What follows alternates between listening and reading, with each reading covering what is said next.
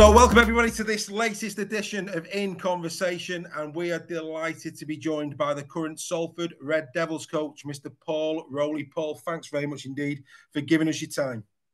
You're welcome, mate. Looking forward to having a good chat about rugby. Absolutely, absolutely. So as we do with every In Conversation, we're going to allow Paul to settle in as quickly as possible. So a couple of quick fire questions to begin with, starting with, what's your favourite food, Paul? Jeez. Oh my. Or avocado and eggs on toast. Banging. Favourite film of all time? All time. Spartacus. Great film. Favourite song? Your Song. John Lennon. Oh, John Lennon. Right, okay. Favourite TV programme currently? What are you watching? Currently, Love Island all day long. The stars. Have you auditioned, Paul? Are you going to be the next Keenan Brand? No. I'm not quite up for that. But you need some dumb telly, don't you, at night, just to don't have to think about. And that's certainly dumb telly. So loving it.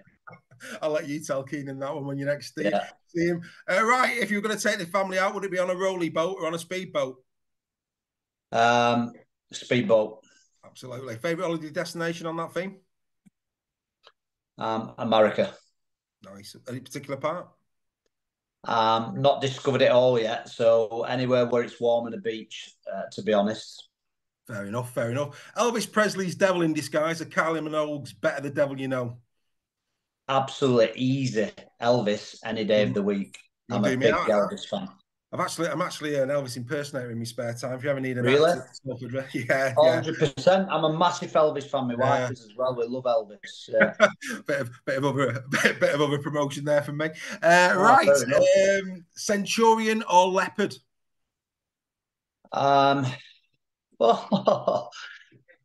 Leopard.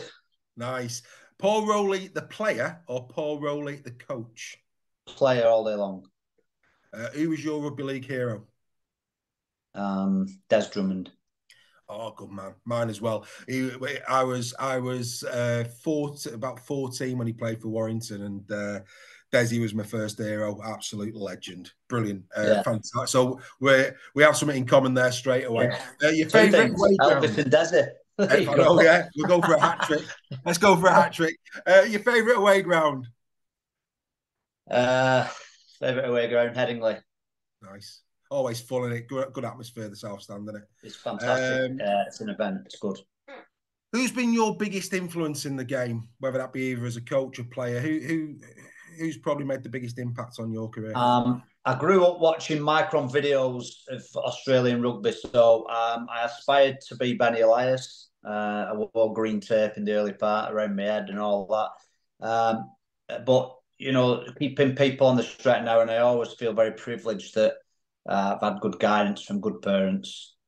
So it's easy to always say dad, but behind every good man's a good woman. So mum and dad. Nice. Who for you is the greatest rugby league player of all time? Greatest rugby league player of all time. Oh, wow.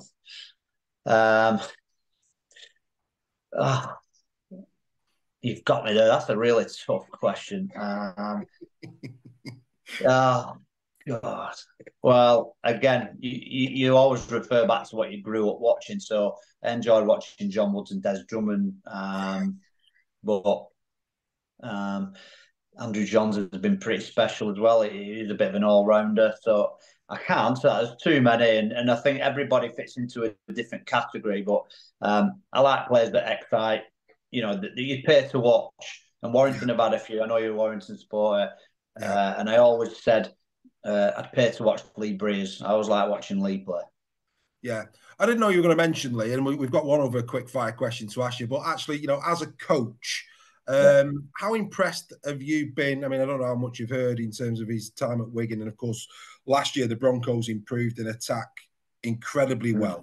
I mean, you can't pinpoint it completely down to Leigh, but the fact that, Wigan 2 seasons ago went from being, I can say, you probably can't, very dull to all of a sudden very expansive. And then, of course, the Broncos in terms of their attack.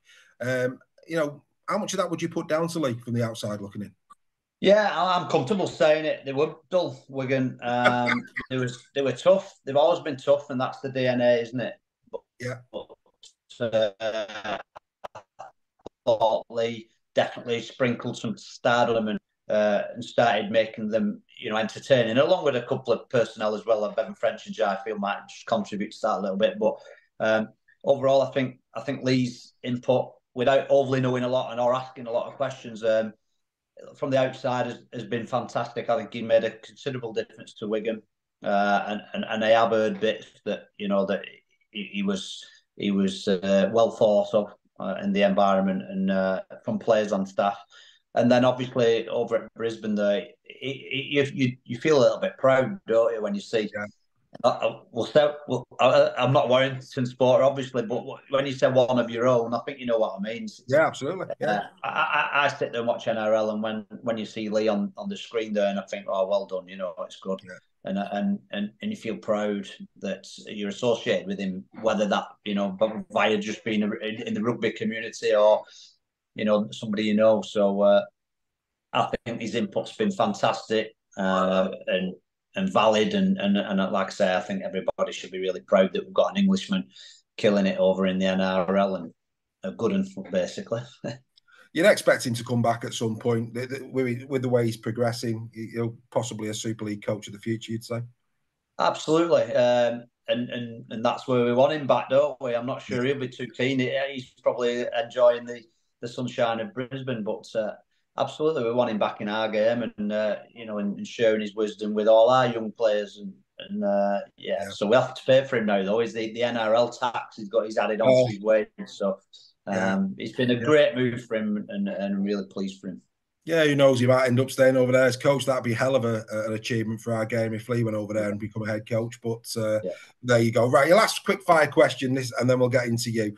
3 dinner party guests, alive or dead. Who would you invite and why? Elvis. Brilliant. Because he's the king, and there's nothing more to say on that one. Adolf Hitler. Right. Because probably just want to have some hard conversations there. It would be an hard one, yeah. Yeah. Let's make it interesting. Bit of glamour. I need a bit of glamour in here, don't I?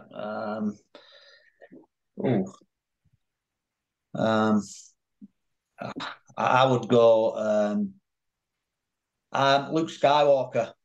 I'd have to ask him a few questions. He went off the rails, that lad. I need Anakin. Yeah, I need to know what. Not Luke, Anakin. I'm bringing Anakin in. Anakin Skywalker. What went wrong there? Turn to the dark side. So, yeah, I'm bringing Anakin in. I don't know if that qualifies for glamour, but okay, we'll go with that. Right. So, Paul Rowley, let's start with your playing career. We believe 289 appearances in your playing career, 78 tries. We're going to start with Leigh because, of course, I'm going to stop you there. What is it? Go on. 400 exactly. What? We've only got 289 on what we've been looking at, so it's 400. Right. 1 second. Well, I'm not getting up. I've got a thing right there, and I can. Well, I'm going to go with you. I can only find 289, so I'm going to go with you.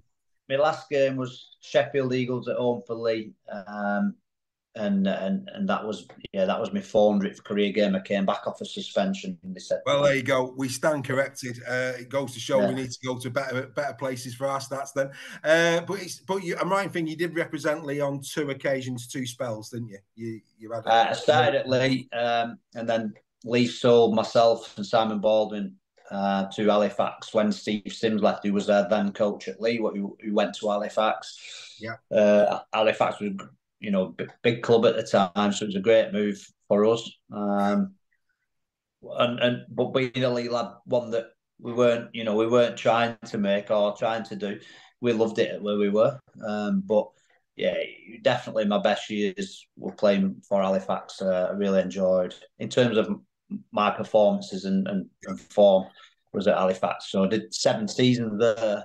Yeah. Because one was the crossover season, so we did the 2 seasons in one, so 6 years, 7 seasons. One at Huddersfield, and then back to Leigh. When we got relegated at Huddersfield, I said I'd never play against Leigh, and I stuck to my word and went back to Leigh. So that was it. I mean, it's fair to say you've lived the dream there. I mean, as a rugby league man, you know, being brought, your dad, of course, a rugby league player, to not only play the game, but to play for your town team in Leigh. Yeah. Talk us through that. I mean, you know, just take us through that. What was that debut for you like, walking out for the first time? I mean, would it have been in Hilton Park at that time, wouldn't it? Yeah, 92, 93 season, and so a long time ago. But V Wakefield at home, 2 subs, number 14 and number 15. I had 14 on. Shirt was way too big. They weren't fitted then. I had pads on. I don't think I had torpedoes on, but I had pads on. And I spent most of my energy getting nervous, warming up 1,000 times down the sideline.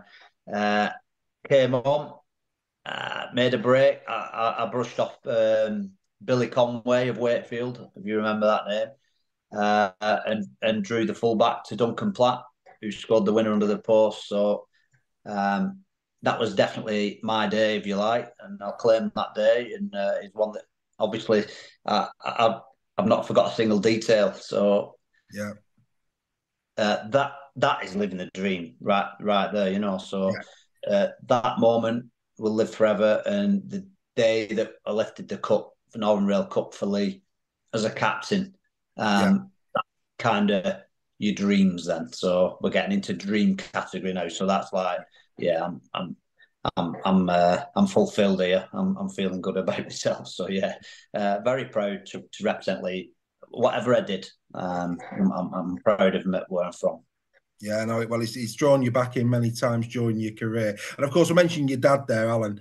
You know, I think there'll be a lot of people watching this. How is he? He's great. He's fantastic. He's in Tenerife at the minute. Gets back at the weekend, so I'll be nipping round and raiding his fridge. So he still carries that burden of me coming round and nicking everything off him. So he's great. He's really good, and yeah, he had a good career, my dad. And one of the things I love most about going to grounds, and a question I get asked more than anybody, I've been in this game a long time, 33 years, I think now. Yeah. And I'll go around to every ground and they'll say, "How's your dad?" Yeah. And I love that. Absolutely.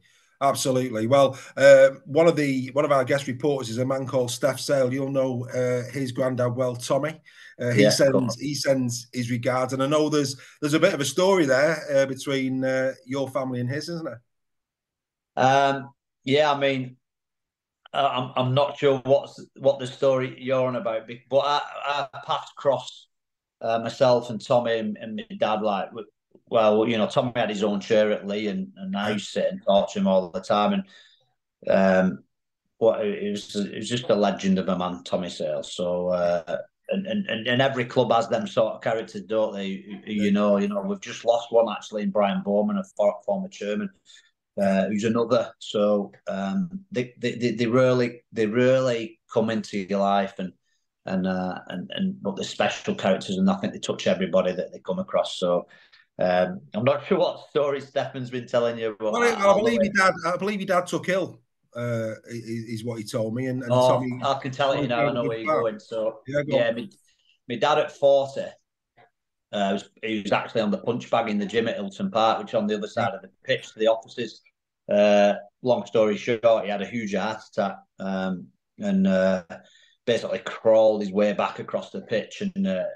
But my dad's a bit of a joker. If anybody knows my dad's a bit of a character there. So, but Tommy he wasn't having any of it. He weren't ringing the ambulance because he thought my dad was messing about. Just told him off and told him to get up. My dad's blue in the face and not breathing. So we got there in the end, and he's still kicking on. He's 70 odd now. My dad and playing golf, captain at golf club. He's buzzing. But yeah, it's I guess that's the characters that you had. But he's a Tommy. But we got there in the end anyway, and the ambulance coming all was well. So, but yeah, funny story. I mean, obviously, every club has got a Tommy Sale, a Brian Bowman, your dad. I mean, how important for the history of the game, and a lot of the time they're unsung heroes, aren't they? When they retire, what they do for the clubs they've represented and for the community. The current crop of players, yourself included, as the coaches, you're the ones who are in the media, you're the ones who get all of the the glory, for want of a better word. But the likes of Brian, the likes of Tommy, the likes of your dad. Just if you can sum up a tribute for people like them and how important they are to this game. Well, they are the game, aren't they? What they are is rugby league purists. They started playing this game out of true love, as a pastime, so probably working in the pits and mills of the northern towns that we all come from. And so they're genuine, they're authentic, and they're here for the right reasons. And the legacy lives on because they spread positivity from start to finish. And when they finish whatever it is they were doing, coaching, playing, chairman, they continue to do good and pass on good stories like the ones we've just said, and bring a smile to everybody's face. So they are the game, and we should never forget that. So say all of us. Fantastic tribute there to, like I said, the unsung heroes of the game, who do a lot of work off the field. Of course, the ones we talked about did great work on it as well. Right, Huddersfield, 2001, I think it was, Super League. And of course, I believe your coach was Tony Smith. Yes. Yeah. So it was, we had the 2000 World Cup and then straight into 2001 with Huddersfield, a new club. Yeah, your new club under Tony. And of course, Tony, at the moment, he stands well ahead of anybody else in terms of the amount of games that he's coached in Super League. He sits proudly at the top. Again, you've got me checking my stats now. I believe it's 529 games that Tony has been in the dugout. You also lined up... Is that how many he's coached? 529. All right, because I'm aware that my next game at Leeds, our first game, is my 650th game in rugby league. So rugby league, combined with coaching and playing, so 400 playing, 250. So I'm on 250. So I'm well behind Tony Smith. But yeah, all right, okay, that's a good stat. That's good. That's something to aim for, Paul. Yeah. So in terms of Tony, then let's just have a little chat about him. Obviously, Tony Smith, Coach Warrington. Every team he goes to, he likes expansive rugby league. He loves an offload. Does Tony Smith? And of course, I think there's parallels there with you in the fact that your sides like to play attacking, easy on the eye rugby league. I mean, is any of that in part, not only to Tony, but the coaches you've had over your career? Is that philosophy of coaching bred through the people that you've touched in the game, or is that just the way that you've always seen the game, that it should be attacking? I think you're affected by every coach and every person that you come across in the game. I think everybody, well, not everybody does have their own philosophy actually, and I think for me, and it's okay not to have one at the beginning, because you're learning about yourself and what you want and what works or what you think works and fits you and all them things, and it's okay to be in a process or on a journey, and it's okay to say I'm not sure. Here we go, got calls coming in. Not very good with his technology. He decided to get rid of me, but he's back, so that's the main thing. So we were just talking about philosophy, and I think what you said was that not everybody has philosophy, and that's whereabouts we were. So I'll allow you to pick up from there, Paul. Yeah, I think it's really important to know what, like you've already alluded to, what a Tony Smith side looks like, what a Paul Rowley side looks like, and I'm really proud of that. But again, you can grow that and you can learn that as you go along and mature as a coach. But I like to think the biggest influence on me understanding how I want to play is all the experience I've had as a player more than anything. I'd like to think I've made some strong decisions as a player on certain things with going through and contracts and not being bullied in certain situations and turning down money for this, like not being bullied by money.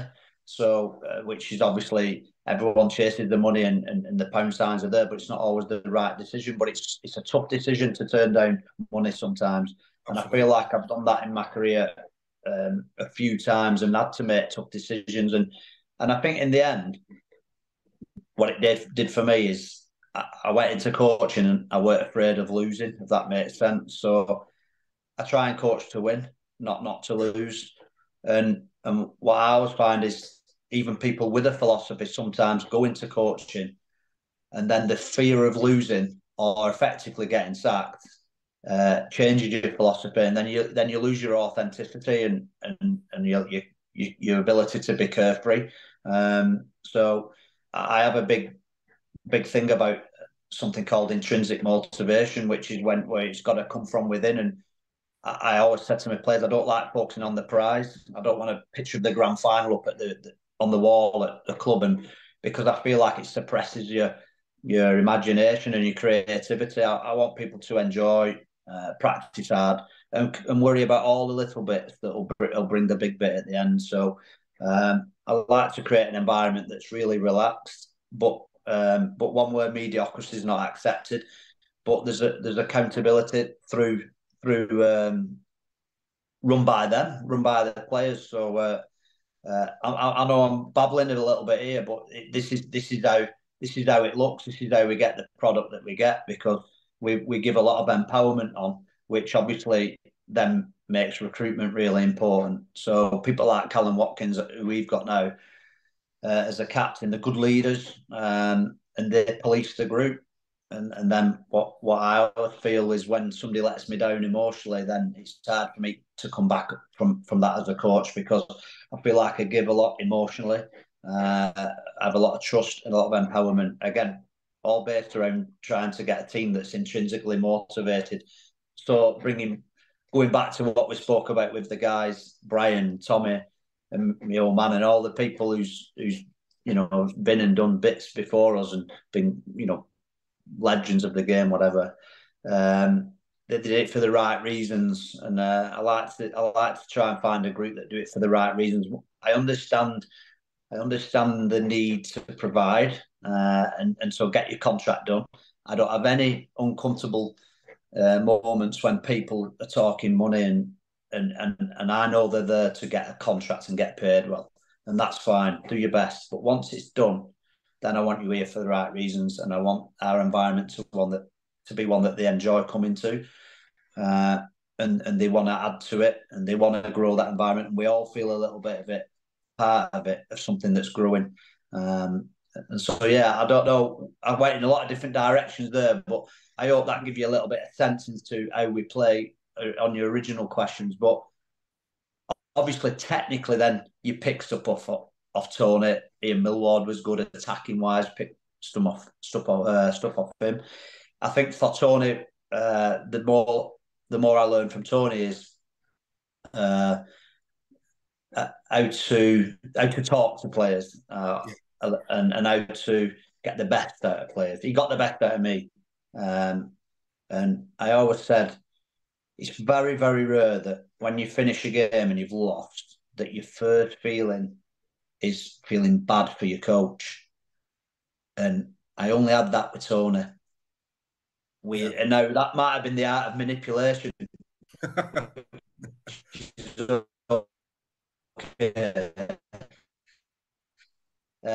But he knew for him. So I think I learned a little bit there, and obviously then you put your own spin, and importantly your own personality. I think it's important that you're authentic and you are you. Like, I would never want to be a version of Tony. I want to be me. That's it. And if that's good, bad, or indifferent, I understand. I've come into this job and I'm on countdown. I'm getting sacked wherever I go. I'm getting sacked. yeah. Absolutely. I'm on countdown. Everybody is, and I always give that advice to assistant coaches: don't rush, because you're on countdown. Once you get in, and if you go early and get sacked, it's very difficult to come back. And Darryl Powell's, an exception, but it was difficult and it was a slow process. But I think picking up on a bit there that you've said about this authenticity piece. I do a lot of consultancy side in management, and you're absolutely right in the fact that it's very difficult to follow anyone who isn't being their authentic self. Yeah. You are you, and I think when people you can see through it, you can see through it. Yeah, absolutely. So I think at that point is no matter whether you're a rugby league coach or whatever you do in life, be yourself, because yourself is good enough, and it is, and I think you sleep better at night when you're yourself as well. Well, I know for a fact I ain't no guru about this game, absolutely not. But I surround myself with good people, and together we come up with some solutions, and we stick to a plan. We believe in the plan, importantly, because we've built it together. That includes players, and so we've got a common objective. And if it looks pretty, if it looks ugly, so be it. We agreed with it. We'll stick to it, and we won't never doubt ourselves. I've got belief in myself. Everybody's got belief in themselves. We've got beliefs in the group, the way we play. We want to do it. And it's difficult, but it's pleasing when it happens, and it's rewarding. And I'm very proud that over the last couple of years that people have enjoyed watching us. People from other clubs, like compliments from other supporters, is really important to us. So as a club that's not, we've not got what everybody else has got. It's tough. It's a challenge. But we always we always give everything to try and win, not survive. I don't want to survive. I want to try and win, and I won't have anyone tell me different. And I think, again, I think Salford get a lot of love from around the game for that reason. I mean, I enjoy watching Salford. I thought one of the best games. I mean, you wouldn't have enjoyed it, but one of the best. Well, actually, you got your own back at the back end of the season. But the game at Halliwell last year, where you got in front, we came back, and then of course the was it a great game? No, it was a good game of rugby league for the purists. Yeah. The one where you scored at the end in Golden Point extra time. Yeah. So, but what when Salford come to town is exactly what you say. These are going to go at us. You don't. I mean, there's certain clubs that they come to you and you think, these are going to try and probably win ugly or beat you up or whatever. As somebody who doesn't support, I don't get that. I actually get, no, this is going to be an entertaining. This is going to be toe to toe. It's going to be, no quarter giving down the middle, but we're going to see some expansive play on the edges because Warrington play that way as well. So, whenever Warrington plays Salford, it's a great thing to watch. Yeah. A player that you played alongside at Huddersfield, of course, was Steve McNamara. I mean, Steve took himself out of his comfort zone, possibly went over to Catalan, the Catalan project. Again, as a fellow coach, I mean, you can be nothing but impressed with what Steve's done at Catalan.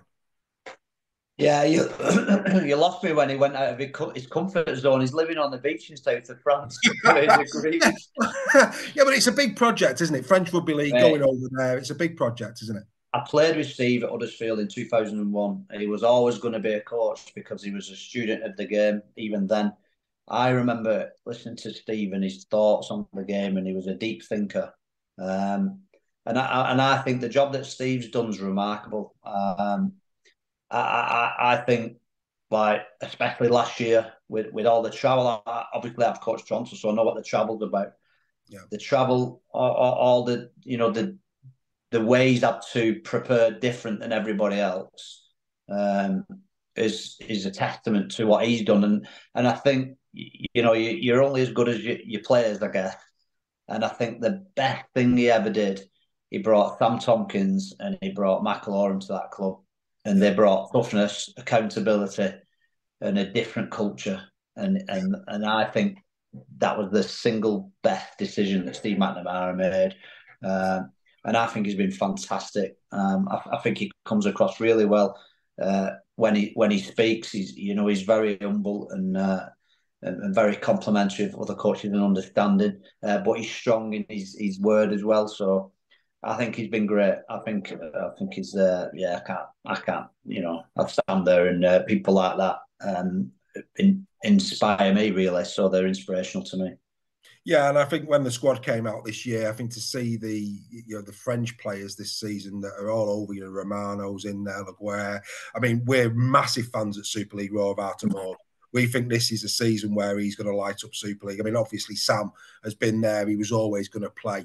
But I think this is the season for Artemore. And I don't know about you, but I mean, I think you're going to have your hands full. We're going to have our hands full when Catalan come to town this year. Yeah, well, it's when he comes back in the middle. It's the big man that are scared of him. And if you do manage to get hold of him, now you have to watch it all clock him round the head, otherwise you're going off as well. So you get more difficult. Yeah, exactly. Yeah. So he's he's got speed, and you can say what you want about any player, but if they've got speed, and we've seen that with Jai Field, Yeah. They're a commodity, aren't they? And they're so, you know, Absolutely. they win games for you ultimately. They do. Again, we've seen it. So They do. you've 100%. got I some mean, quick players at Warrington, though. You've got a few our quick back players. line is looking a lot better this year. I Yeah, think we yeah. were a bit imbalanced last year, but yeah, we've got plenty of strike there this year, so that's going to be interesting. But this isn't about Warrington, this is about you. Let's get back to you, because it'd be amiss of me not to pay homage to the fact that you did represent your country. You played in the 2000 World Cup. You scored, I think, in a couple of tries in the Russia game. But the one that I really want to focus on here is the game, the opening game where we played Australia. I think it was at Twickenham that year.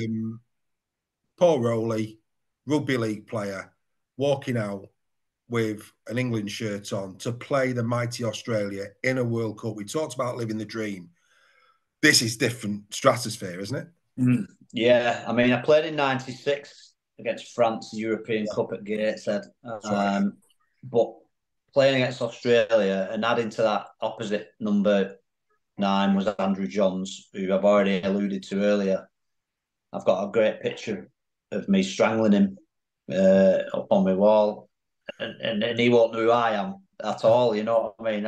I'm insignificant to him in how good of a career he's had, but I do like that picture. It's good, you know. So yeah, it's one of them. It's a little bit like the debut moment. You know you try not to waste all your energy taking deep breaths and try not to cry when you're singing the anthem. It's special. So it's definitely a moment that just drive. I love the whole thing. I love the whole being in camp. I loved everything about it. And representing your country is not only like a recognition that you've made it to the top and you're doing all right, but I just think it's pride and I don't know. I don't want to reference it like a soldier would feel, representing Queen and country and all that. But I want to say that, but I wouldn't be, so flippant to compare the two. But it's pretty special. I can't give it enough gravitas to. I've not got the words basically. So just, I mean, if you can remember this, I mean, for me, walking out to a noise, like I say, with that shirt on, it must be an unbelievable feeling. Us supporters will never know that. And this is why I like to ask questions like this, because I think it's what people like me are really interested in. And you line up, and the national anthem, that drum roll starts, and the national anthem starts. You're looking at you're going to be looking at a main stand that's full. The noise rises. I mean, even now as I'm talking, I'm not even there, and I've got goosebumps. Yeah. So for you, that moment, I mean, did you take it in? Did you, even now, can you picture that again and what it meant at the time? Well, it's really weird because I think you have a 30-second blast where you could go. It's like you get to it's like when your dad says you're at a crossroads, son. You can either go down that path with them idiots, or you go down that path and you'll make it. And you get that crossroads. Right? Do I start crying and just like let myself go, or do I just go deep breath and then boosh? You just shut off. You're numb, and that's what happens in a game. Even club games, you walk out, you deep breath. You could go left and cry, or you can turn right and remember nothing until after the game. And often people you must say it to people. Did you hear when they were singing this or singing that? I didn't hear anything, and it's like you've not been there for the 80 minutes. So it's interesting. Building up to that because it was at Twickenham, so we met Prince Andrew at Twickenham, and I always remember Andrew Johns chipping a ball in his direction, trying to being a little bit cheeky there. The Aussies didn't really give have much time for Royals, if you like, but he came over Prince Andrew, and I had stitches under my eye. We played against America in a warm-up game. I think we won 104-0. I didn't score and I got stitches. That's like, oh God, how bad am I? But yeah, he come up to me and not what you expect really of a member of the royal family. But his first question was, "Have you been glassed?" I said, "No, not really, mate." And then he asked me, "Do I go for a run ashore?" Which basically means, do you go for a drink? Like, do you go on the lash? And Yeah. as a non-drinker, it's just a bizarre conversation, so not one that you'd expect. But anyway, that was just a little bit of a side story to the main event. But yeah, walking out at Twickenham, everything, being with the lads, and I guess what I was found probably difficult, really, because when I look back on playing for England and just talking about being yourself, I wish I'd been more of myself playing for England, because I felt a little bit, I don't know if intimidated is the word, but fish out of water, because I think at Halifax we were a good club. I think we were up there, but we were still a small club, if that makes sense. There's big clubs, there's 6 Leeds players, there's 6 Wigan players. You've got Spaz, you've got Scully, you've got Kev Sinfield making his first England appearances. Yeah. And I were always that one on my own, So you kind of service everybody else, and I look back and I think I wish I'd been more selfish and done my thing instead of service everybody else, but who are probably more confident or bigger voices. And again, them experience I've got now in me, and that will happen again. So I'll stand up and be heard when I get my head in a place where I'm not embarrassed. I'll stand up and be heard, and I have no shame in that respect. So it is what it is. Well, I was just going to say you only live once, but my mate Christian, who says you don't, you only die once, you live every day. So Yeah, that's a good quote.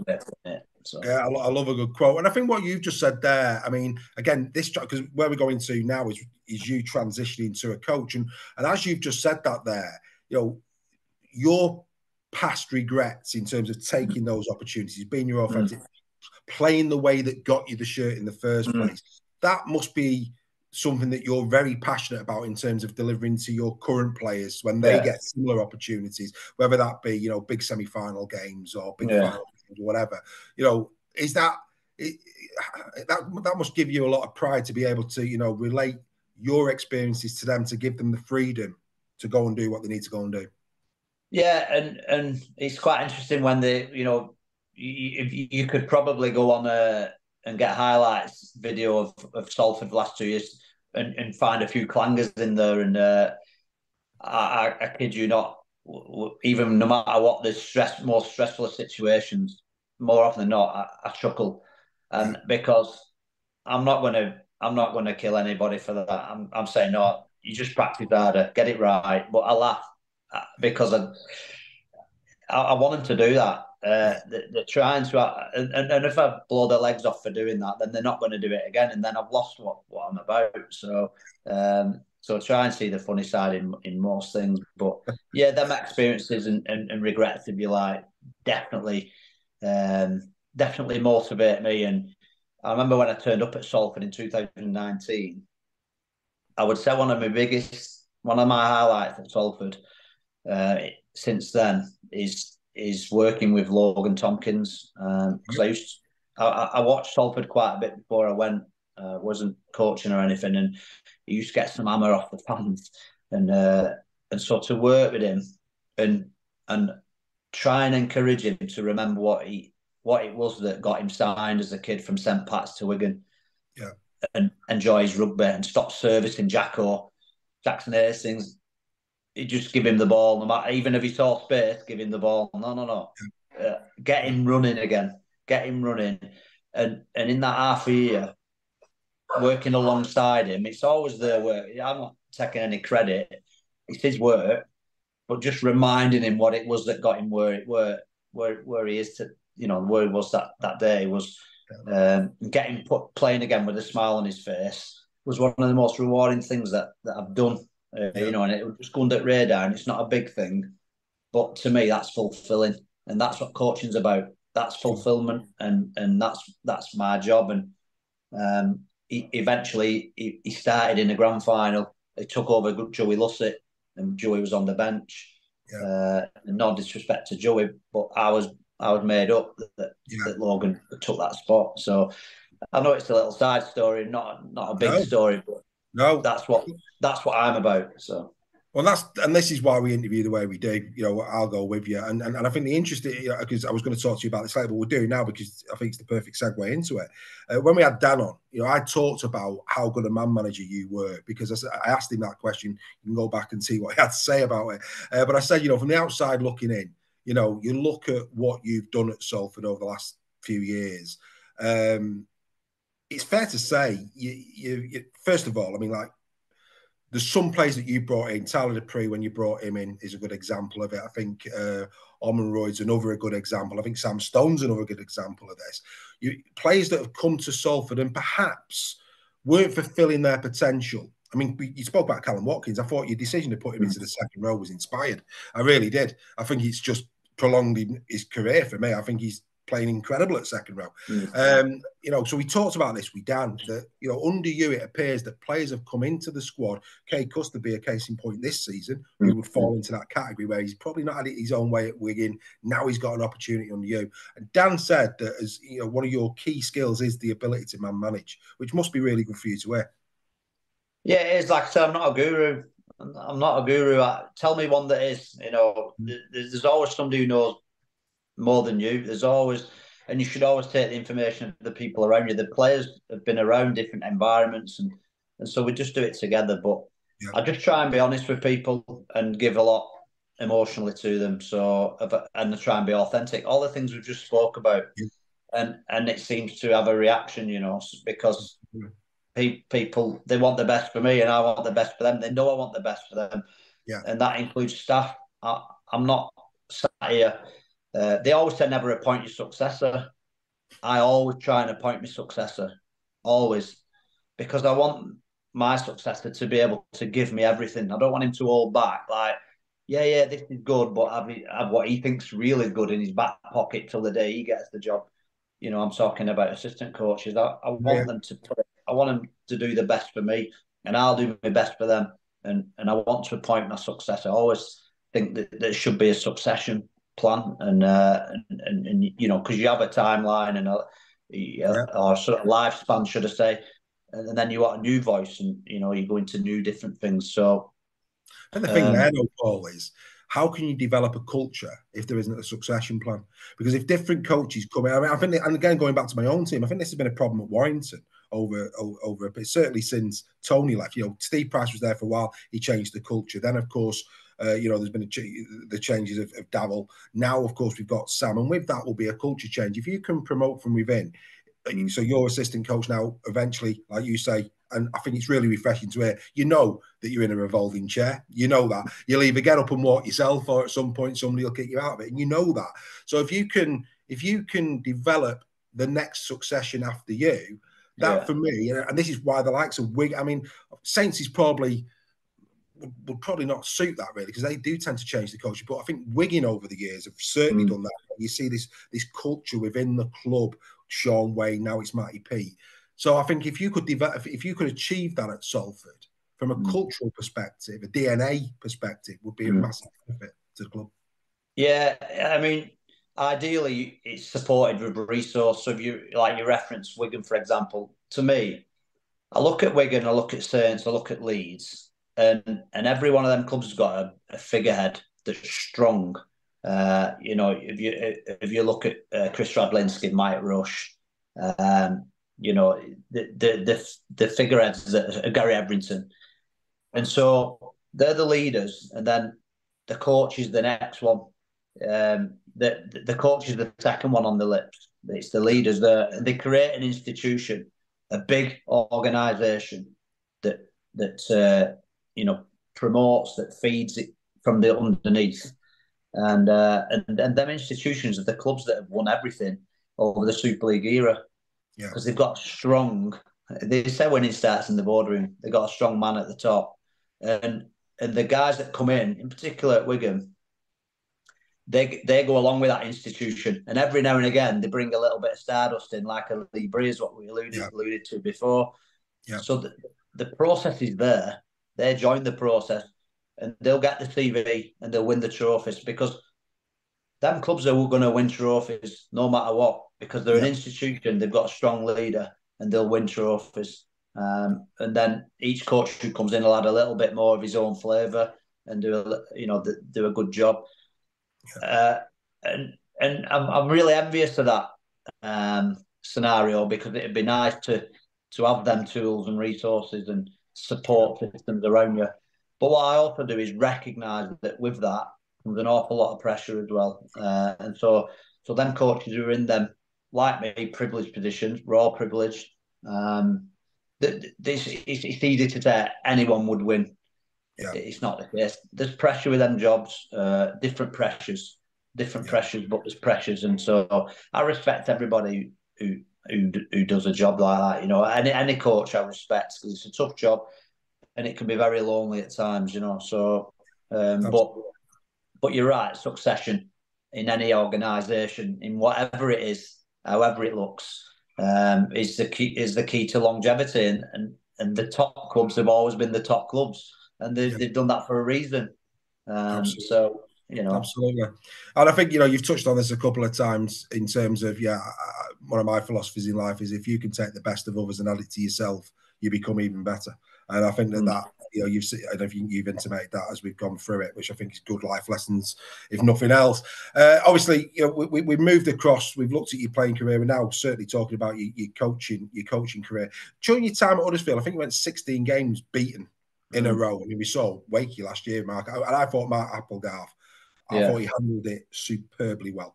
I had nothing but admiration for the way Mark Applegarth presented himself last year under so much scrutiny for those first, and very nearly survived. So, credit to him. But again, going back to you in terms of not panicking, the fact as a player, I think you went on 2 really long losing streaks. One at Huddersfield, one at Leigh, I think. Leigh was 14 games. So the fact that you've lived through that, times where as a player, you're on a really bad run. Again, that must help, when you lose 2 or 3 or 4 on the bounce. Does that help you as a coach to pick the lads back up and to maybe walk in their shoes? Yeah, it's quite interesting.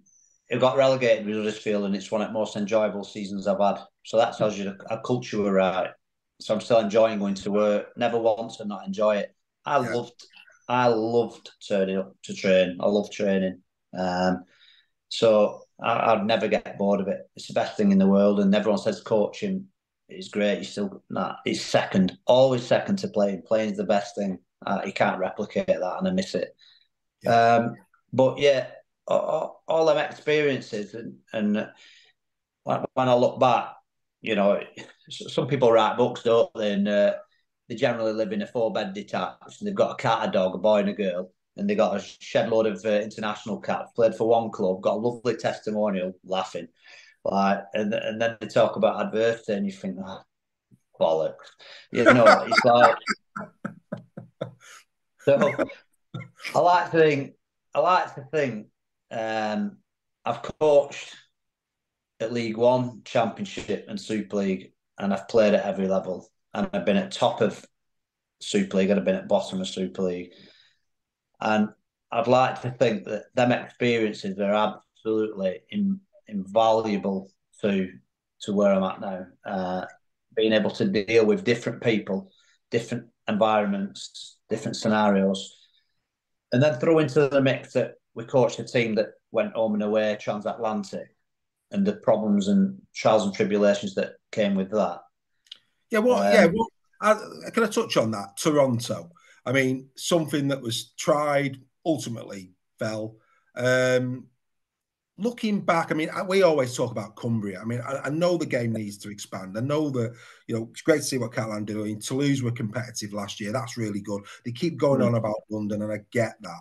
2 things. One, do we need to be looking in terms of this expansion in places where we know we're going to draw a crowd, like a Cumbria politics in terms of a Cumbrian team, somewhere like a Cumbria over a Toronto? Is that important? And secondly, do we need to go to 14 teams? Do we need to get rid of the round robin fixture that allows us to have 14 teams? Is that a better way of expanding than what we're currently doing? Yeah, I hate the loop fixture. I think it's just stupid. It doesn't make sense. I always think if there's something that when you try to explain the game to a non-rugby person, if it doesn't make sense, then it shouldn't be there. You know what I mean? The game should be very simple to explain, or the format. Yeah. Personal preference, I don't like it. think the RFL doing a great job at the minute. We've got, you know, the eyeballs on TVs, all this. I think we're in a really good place and should be commended. I think they've got some good leaders, people like Robert Hicks in there now. He's fantastic. He's strong. Rodri's strong. They're good people. So, but yeah, I think to truly grow the game, there needs to be a better geographical spread. Yeah. To do that would take some almighty strong decisions. So the governance needs to grow a pair and do some things that are going to upset a lot of people, like the NRL did when they merged teams. My favourite team, Bowman Tigers, Benny Elias, lost, became West Tigers. So that's really uncomfortable to say. But to truly grow it, you need a geographical spread, because how are you going to attract more corporate sponsorship and money into the game? It's impossible. There's not you're only getting, you're selling to the same people all the time. So how can you get a true interest and grow your support base? It's impossible, your interest. So here's a controversial one then, because and again, another coach you'll have a lot of admiration for, Mike Eccles, what he did at London last year. Both him and his chairman have come out and said if they don't finish bottom of Super League, they should stay up. That they should, whether that be this 14-team expansion or whatever. And they also point to, I think it's something like 25, maybe 26 of the Super League seasons, London have represented themselves in Super League in one way, shape or form. Do you have sympathy with that? Do you think if London didn't finish bottom this year, that they should look at it and say, no? Because if we want to expand into London, again, you talked about a non-rugby league fan looking at it. We're trying to grow the game in London, and here's a team that didn't finish bottom, who've been thrown out. Is that going to do us any good down there? Well, first of all, hats off to Mike, another Leigh lad, by the way. Yeah. Bizarre set of circumstances, conditioner, now his coach, built an environment and a culture, work ethic. So hats off to him. I do have sympathy with him, is the short answer to that. So if they don't finish bottom, then I do have sympathy with him. I don't know what the rest of the package that they've got to put in the folder and said that that's us, that's London, that's what we're going to look like. This is how we're going to go about growing us. So, again, it would be remiss of me to say that absolutely should stay in if they've wrote the business plan on back of a SIG packet. I don't know that. I can only presume that because they've got an owner there, David Hughes, who's been there a long time, and he's a good man, and he's put a lot of money into our game ultimately. So and passionate. So I'd like to see London to survive. I'd love to see a team in London, because straight away again you're spreading the game, aren't you? And the more the better, really. And the game's becoming more eyeballs on television sets. I'm not saying that I like that. I loved going to watch Leigh on a Sunday afternoon. Absolutely freezing. My mum would make the Sunday dinner, back night, school in the morning. Bullseye on. Fantastic tradition. The kids don't know the bone. We know what it was like to stand on terraces in November, December, January. But there's something sadistically good about it, and it was a routine. It was that's what we did. Getting warmed on your pie and peas. Absolutely. And exactly. Yeah. There's some things I would remove. When you said peas, I'm toilet situation we're a bit poor, but I think I actually think Championship should run through winter now. So we've got rugby 12 months of the year round, and you can double up on your club who you support. So Warrington might go and support Widnes. I don't know. Maybe not. But it's a bad example, maybe. But I love watching Championship. So I would go all year round. I would take my family all year round, because I love rugby. I'm a rugby purist, and I think there's enough of us out there that would buy a season ticket for two clubs. So, I mean, you talk about TV, Paul. I mean, it looks like again, Leigh.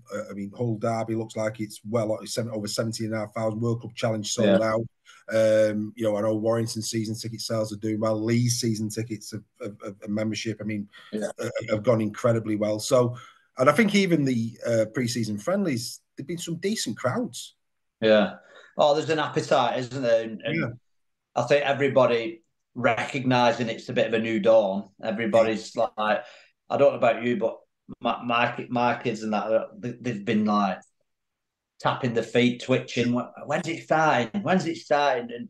And then we're going to be absolutely spoilt for choice now with seeing it on our screens. So again, you've got to give some credit there. Like even the BBC, forget how much. I don't know what if we get any money for it or not. I don't care. Just to be on BBC, our terrestrial television, as often as we are going to be, is fantastic for exposure, and that's the big picture. We've got to see the big picture. And it's a bit of a line in the sand, isn't it? It feels like a line in the sand moment. To me, it does. I was going to ask you that. I mean, how important a period? I mean, we've had different. How many times have we said this is a watershed moment for the game? But I agree. This now with the IMG bit, with all that we're seeing in terms of Super League Plus and all of that kind of stuff, this does feel like a huge moment in our history. Yeah, it feels like there's a selfless strategy from the governance of the game, and governance for me should be about legacy. It should always be about legacy and not self-preservation or anything like that. And I think it maybe could be accused of that previously.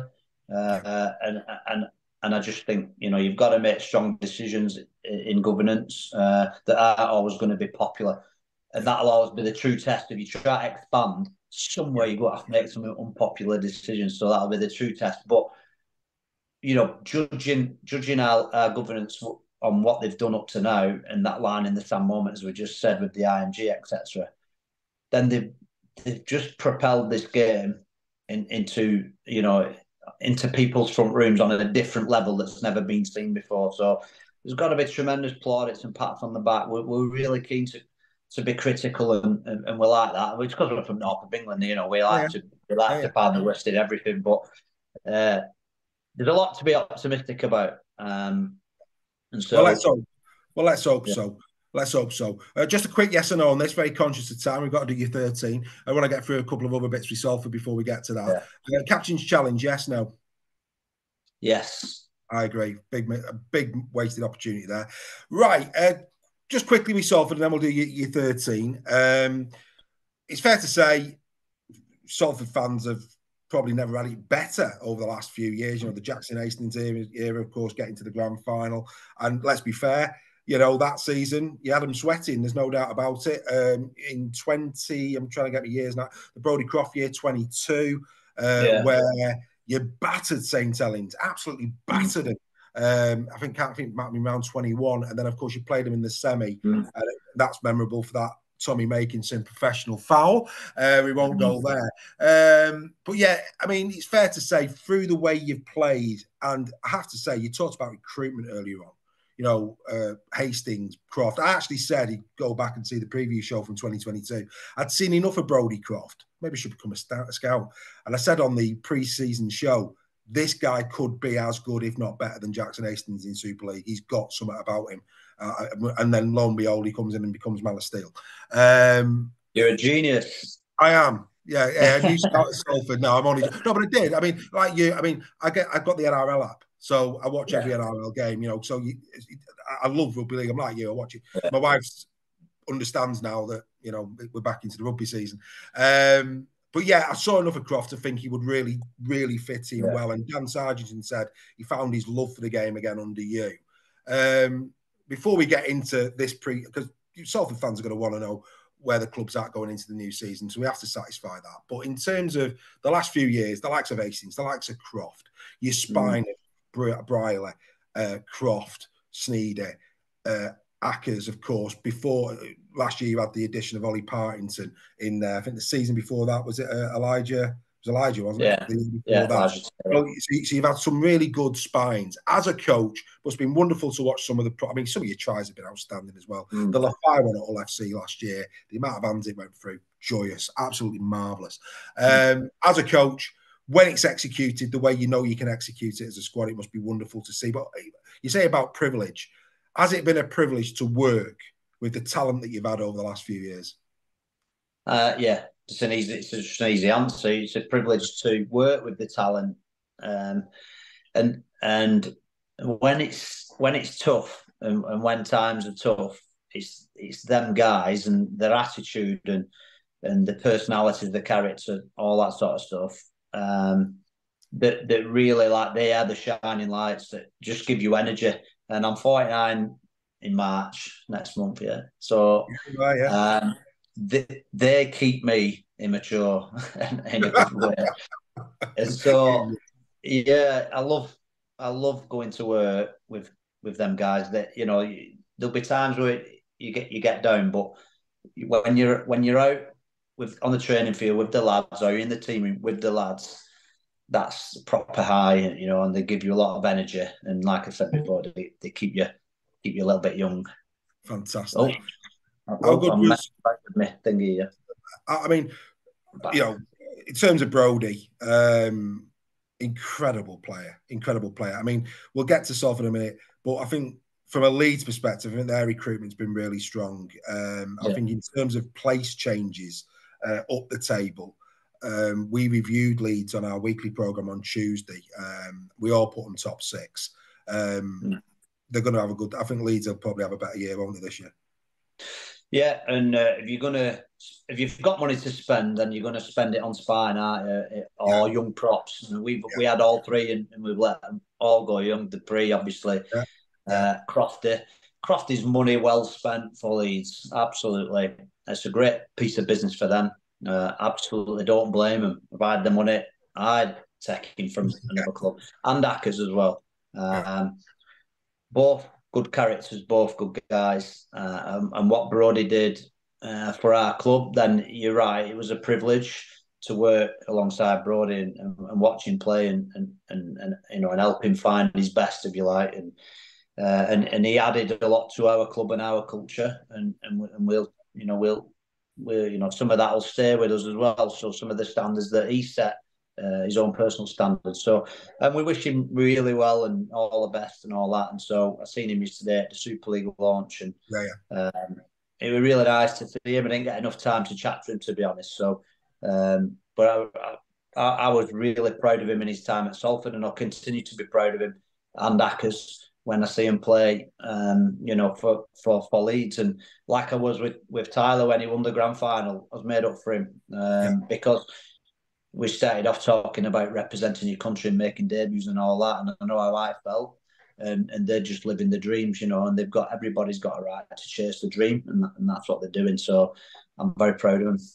Well, what these players that you've just talked about there, the ones, like I say, that even Dan said through your man management and all that, have given the chance, and they're going on to other things in their career. It's like teachers, isn't it? You never forget people who have made a massive impact in your life, and you know you've made a massive impact in there. So I'm sure their love and respect for you will continue for the rest of their lives, which again is a great part of being such a great coach. Right, let's just get finally a couple of in questions for this season. There's no doubt about it, Paul. I'm just going to say it as it is. Nobody is giving you a prayer. Absolutely no one is giving Salford Red Devils a prayer of getting in the top 6 this season. Do you think that I mean, well, it's a silly question to ask you because I know what you're going to say. Dan said that you're incredibly optimistic going into this season. Talk to us about that. Yeah, I don't blame anyone from outside our environment, and if I weren't in it, then I'd be the same. So we're down for 11th. I get it, absolutely get it, because we probably spend 11th We spend 11th amount in the league. Bookies have got us 11th. Don't generally get it wrong. So what we'll do, we'll try and chip off. We'll try and get 11th, then chip off 10th, then 9th, then 8th. And if we get there, then we'll have a crack and see where we get from there. So we'll need a couple of wobbles from other clubs as well. We'll see what they're going to do. But I just think we believe in what we're doing. I believe in me. Everybody else believes in themselves, and we believe in each other. So we know we need a strong wind and 3 Hail Marys to have some success, because we've got a squad of 24. So it's a big if, but you just never know. I mean, how many films have you watched where the favourite wins and it's boring? You know what I mean? Like, yeah. So every good film's got to have an underdog or a shock. So hey, this is what we've got to hold on to. This is where it's brought us, you know. Yeah. But we can fantasize, and I think the minute you stop believing, then what's the point, you know? So I we had just got to to have a crack. I had to double check then that I was speaking to Paul Rowley, because you started talking about wind. I thought it was in Ian Watson for a minute, but anyway, that's another story. Yeah. That's another story. We had a little giggle about that this week, but anyway, you mentioned there your squad 24. Look, you're starting 17 is a competitive starting 17. You know, you look at who you've brought in. I mean, I think Ethan Ryan's a lovely versatile player. I've got to say, you're going to start the season with two centres in Nenny McDonald and Tim Lafayu. Quite frankly, that's bruising. I mean, you know, them on the best day are as good as anything in the league. You know, we know that Sneady's a great game management. Hopefully, Kate Cuss can find his better form. Your back rowers, again, as good as anything in the league. You know, so you're littered with a really strong 17. I've got you at 10th, you'll be pleased to know, not 11th. I put you 10th in my predictions. But I think the big concern is the size of your squad. So again, I've got to ask you this. Have you already, as a club, put irons in the fire should you need loans? We're trying, but nobody's going to give anything at this point. Yeah. So we've tried and not received. So would you have that's to go the short answer. Would you have to go? Because didn't you bring Dupree in from Widnes on loan to begin with? Yeah, we did. We did. We're looking Championship and we look really hard. So it's getting harder to go shopping, and there's another show on that, because then you're going to start talking about pathway and how you know, have we done the right thing over the last 20, 30 years and all that. So I don't know. I see a lot of old players in our Championship who's been around, and I'm thinking, wow, they're still playing rugby, and it's credit to them. But I don't think we're spoiled. I want to be really respectful, but I don't feel like it's kept up with the pace, if that makes sense. So, it's, but to answer your question, we're looking everywhere, mate. And I do a lot of work in the mental health, and this is how I got involved with Dan. You know, we're all big mental health advocates. I do a lot of work with that. And you know, when you're in a chair like yours, not very few people ask you how you are. I mean, as a coach, it's fair to say with the ground situation, the special measures situation, players leaving. How are you, Paul? Do you know what, mate? I thought about this morning, and I thought, I sound like Meghan Markle, won't I? But nobody asked how I am. They don't know. I've made up you've asked me how I am. How are you? But I need like a virtual hug, I think, or something like that. But yeah, it's the highs are high and the lows are low. You know, sometimes you think I should have stuck at my plumbing apprenticeship, and it would have just been a little variant like that. But instead of whoa. It's a roller coaster, and you ask yourself some deep questions most days. But I'm all right. I keep smiling. What I try and do is smile my way through it, and try and have as many laughs as I can, and enjoy everything and learn from everything. And as I said before, try and not fear the sack, if you like, so I can stay true to myself and strong in my decisions. I mean, it's a powerful attribute. I think when you're frightened of something, then you never really. You've always got a defense mechanism. So I try and be no. I'm going to say my piece. I'll do it my way, if you like. Well, all I would say from the outside looking in, keep doing what you're doing. I think that everybody in Super League has got nothing but admiration and respect for what you've done at Salford. And if they were to revolve that chair, you wouldn't be out of the game for too long. And on that point, I said to Dan, what was his thoughts on you one day getting the opportunity like Darryl Powell did to maybe go and manage what is traditionally classed as a bigger club in the league. You're only 48, 49 this year. You know that at some point you won't be at Salford. I'm sure you'd like to crack at one of those bigger clubs, but here's one for you. I don't know if you're aware of this. Internationally, England, and you might think behave yourself, but here's one for you. Tony Smith, we talked about Tony earlier on. Yeah. Are you aware that you've got a higher percentage win rate than Tony Smith currently as a coach? I knew it was I.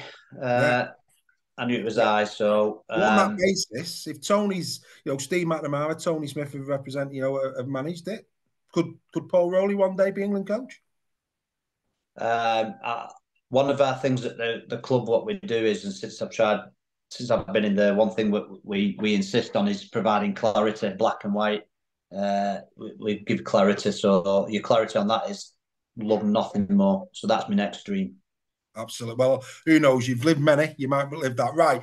We could talk all day. Love talking with rugby league people. We could sit here all day, but we haven't got the time. So let's do your all-time 13. I told you that we were going to do this. So you're playing number 9, aren't you? Yeah, absolutely. You're the captain. I wrote it down on my iPad. Good man.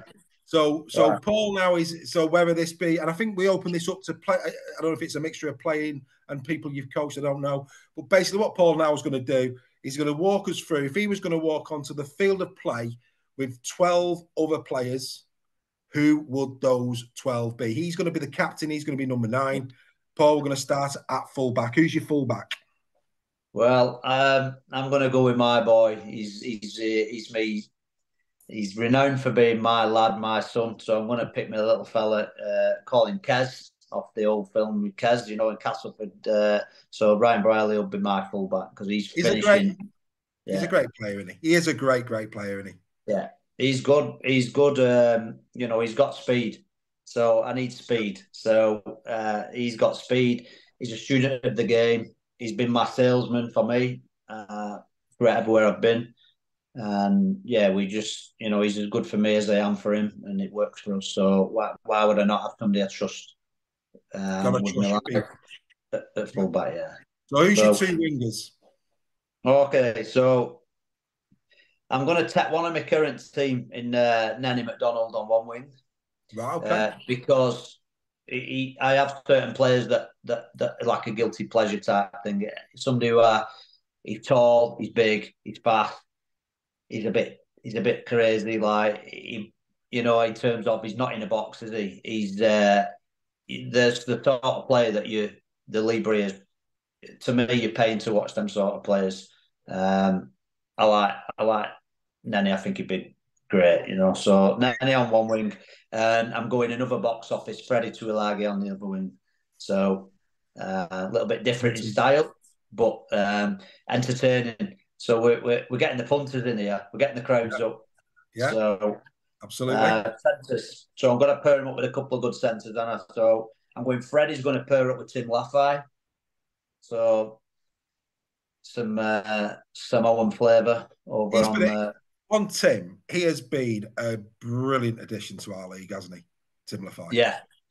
He's entertaining, isn't he? He's box office. So brilliant offload, incredible offload.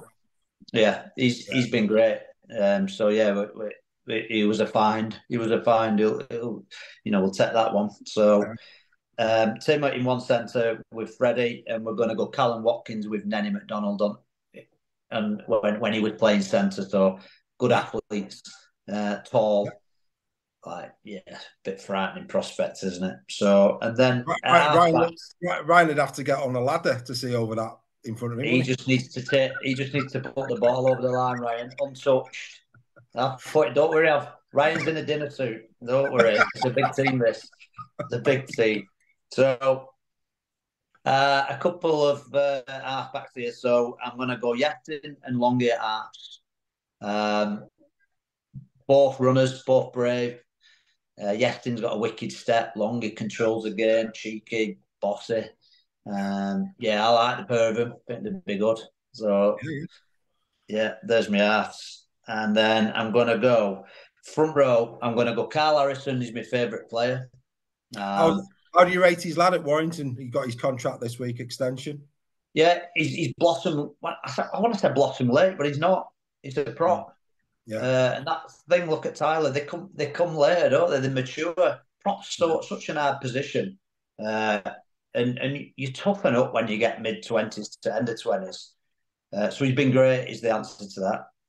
James has been fantastic. And he comes from absolutely great stock. I can't speak about his dad highly enough, honestly. Well, he loved it.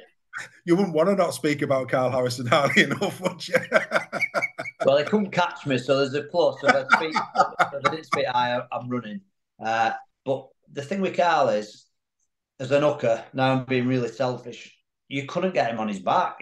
He's an immovable object, and he played 80 minutes often, and you knew what you were getting. He had a rugby brain on him. Kyle Harrison was a fantastic player. Again, he won't be on any highlights reels, but for me, top good leader, good captain for me. So I always pick him first. So me at hooker, obviously. I'm going to go Barry Mack, my other prop. Barry, obviously, the first thing that'll come off everybody's lips there is, bit of a grub fighter, blah, blah, blah, blah. But one thing Barry had, what I like about Barry's got leg speed.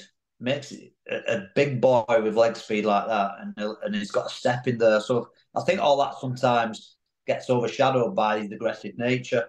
Love his aggressive nature, but again, a breed of old school props. When I played against Baz, he never would try and fight with me because he kind of wanted to fight with another prop. It's a little bit of a thing then, I think more so in the 90s, that props fought with props and they kind of left us alone a little bit. So, because what's the point in fighting with me? It's not a proper fight, is it? So, one of my favourite images of I think Barry Mack and a couple of other Leeds players was when Rob Burrow spat his dummy, and I can't remember who was he trying to fight. He started picking on Rob stood up to a prop, and I can't remember the game now. I'll have to go and look this back. And on the camera behind the incident, I think it was Barry Mack, and he's laughing his head off, thinking it was against Hull. Was it Hull? Against Hull. Who was it against? What player was it? Can you remember? It was against Hull at KC Stadium. I remember it. I remember it. I do remember it. I don't remember the player, but I remember it. Like you said, it was a prop. So, and to be fair, like I'm not bigger than most people, but bigger than Rob. So anybody else, it was a significant difference. But yeah, I remember people laughing at it. It was funny, but good moment. Iconic, I guess. Iconic. Absolutely. Second row. Okay, so we're going with Paul Sculthorpe and Andrew Farrell. Oof. So what I've got there is two absolute competitors who both can play, pass, and kick.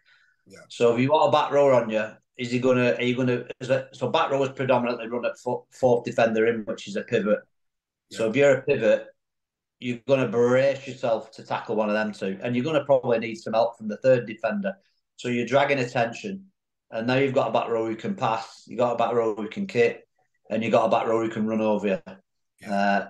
And with the mental will to win like nobody else, you know what I mean? So there you go.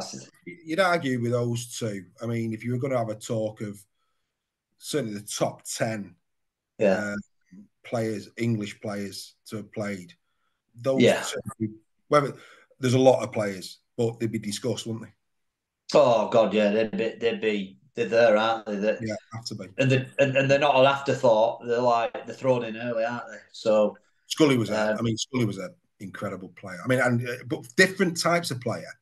Yeah. Similar attributes, but they played the game different, but both warriors. Well, Scully was a forward / standoff.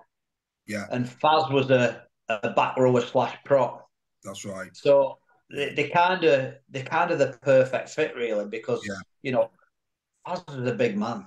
They're both big men, but Faz was a big man straight. Scully had a little bit more in him in terms of feet and probably agility. But they both could pass. Pardon? It was a Rolls Royce, wasn't it, Scully? I mean, there's certain players on the rugby field that it looks effortless. I know it's not, but it looks effortless. And Scully was one of them. Fully fit Scully was something to watch. Yeah. And the big men, aren't they? You won't want scrap with either of them. The big men, they're gonna. Well, do you really? Anyway, I've got someone pulling them together nicely. This one, he's a lad who I played against when he was playing for Castleford, a loose forward. Right. And he had a haircut that everyone seems to want these days. You just see if you can guess. it's great. Not Graham Stedman, is it? No, I said they were a fullback or halfback. To our What year Nico. was that? I'm trying to think now. What year are we talking? So to our Nico would have been there around Oh, 92, 93, 94, yeah, something like that. So yeah, Nico's the yeah, loose forward, mate. yeah, Nico. It would have either been him or John Pendlebury. So Yeah, no, and Nico was a player. well, Nico to me was a bigger version of John in many respects. Tough, industrious around the middle, ball player. Take two players in every set at Cast that year. They used to do a lot of link plays with Leigh, Nico, and Yeah, Stedman yeah, up the middle. They used to get you up the middle all the time. It was yeah. Nico. I thought he played the game in the right spirit. He come And to us as well. Played some good seasons for us, did Nico? yeah, of Yeah, course, yeah. But good player. No, that's a I team think that. Yeah, I think if you put that pack there, they're getting serviced up the front, a steady Eddie and an enforcer, a bit of leg speed in Baz, two back rowers to die for, and Nico just gonna pick you apart. So there's a little bit in that team. If So you were in the opposing dugout, you'd probably go for an early coffee, wouldn't you? If that was what you were playing. yeah. Well, it's Yeah. hard because when you do this sort of thing, and then someone will pop in your head, and there's always another good replacement. We're blessed, aren't we? Really, we're involved in a good sport, and it's full from top to bottom, and I'll include championship as well with absolute freakishly under rewarded athletes. And so 100%. I say yeah, it to anybody who'll listen to me, you're the same. Greatest sport in the country, bar none, played by the greatest athletes in the country, bar none, played yeah, in the best spirit of any sport, bar yeah, none. It deserves the platform that hopefully we're going to yeah, get. Because I think if people discovered rugby league, it would just, anybody I introduced to it are just like, I mean, my wife, for example, and her family didn't watch rugby league until I came along. yeah, Now they can't get enough of it. So people who discover it, they don't leave it. And we just yeah, need more people to discover it. Paul, what a team. Two things I've learned. One, make sure I go to more reputable places to get me stats before I bring you on. And number two, don't think of haircuts when you're trying to think of a number 13. But anyway, yeah. there you go. Because that's all I was thinking there. You can remember an interesting haircut that played for Castleford. And I'll pick a fullback. But anyway, that's another story. Look, no, Paul, I could talk to you all day. I really could. It's been an absolute privilege you coming on and sparing me your time. It really has. I know that everybody will love watching this. Go well. I wish you nothing but success. I'll come and say hello to you when I bump into you over the course of the season. Be nice to have you back as well at some point in the future. But yeah, from all of us, mate, best of luck, and I wish you well. Well, I'm glad you reached out on LinkedIn as well. That was I've enjoyed it, mate. I could talk rugby all day long. So good luck with your show. I think it's been great. So well, tell us when you're talking to other coaches and this, that, and the other. Just tell them how much you enjoyed it. It's a different type of chat, and I'd love to. Dan, I think it was Dan who said to give you a shout, and yeah, I mean, on behalf of people who watch it, if you could help us to get more guests on, Paul, it'd be marvelous. But we'll keep tabs on you. We'll keep in touch, and hopefully we'll discuss rugby league again in the future. Paul Rowley, it's been a pleasure. Good luck. Thank you.